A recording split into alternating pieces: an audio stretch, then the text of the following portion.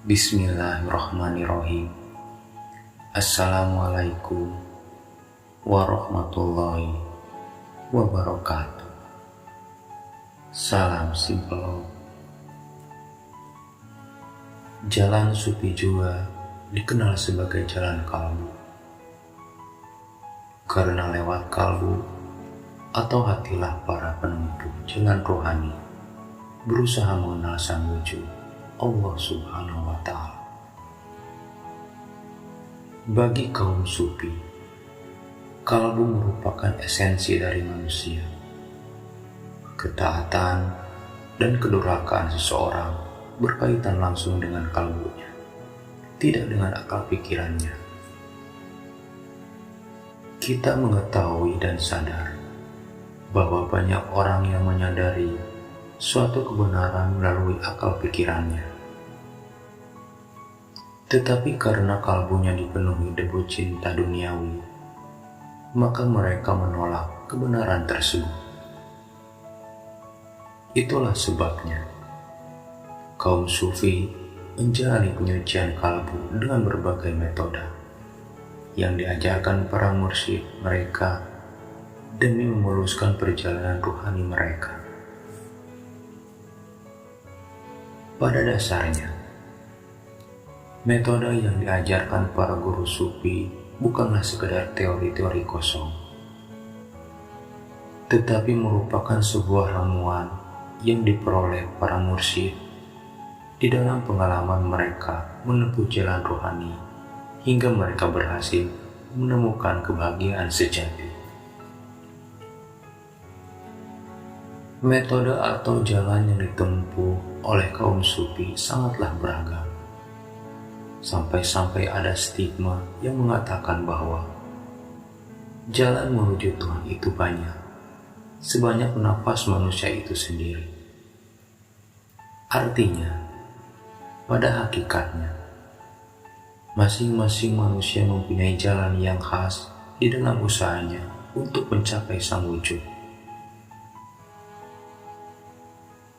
Setiap orang mempunyai keunikan pribadi yang tidak dimiliki oleh manusia lainnya.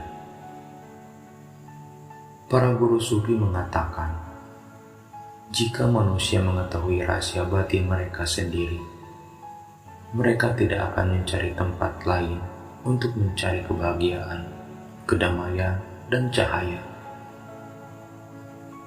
Oleh karena itu, inti jalan Sufi adalah mengenal diri. Dari mana aku datang? Di mana aku sekarang berada? Bagaimana aku bisa ada? Dan kemana aku akan pergi? Semua ini adalah pertanyaan yang sudah wujud di dalam kalbu manusia sejak ia menyadari keberadaannya.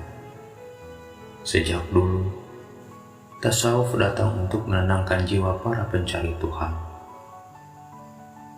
meringankan penderitaan mereka dalam kehidupan dunia ini,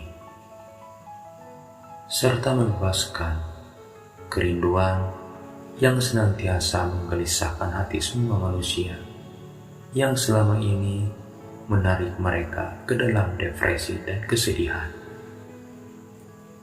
Betapapun hebatnya para pemikir, para miliarder, para pengusaha, dan orang-orang pintar, namun kesedihan selalu melekat dalam kalbu mereka.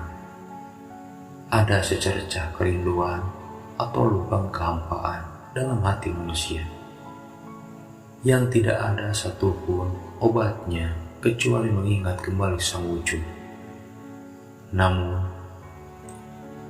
mengingatnya bukanlah seperti yang Anda bayangkan saat ini, seperti berzikir tanpa memahami apa yang Anda ucapkan, atau tafakur tanpa kezuhudan dan sebagainya.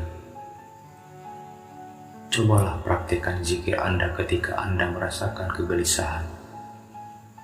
Apakah Anda merasa kegelisahan Anda hilang setelah Anda berzikir? Jika tidak, maka bukan berarti apa yang dikatakan Al-Quran itu tidak benar. Akan tetapi, bahwa apa yang kita lakukan itu belum bisa dikatakan zikir. Dan semua itu akan kembali kepada kalbu kita.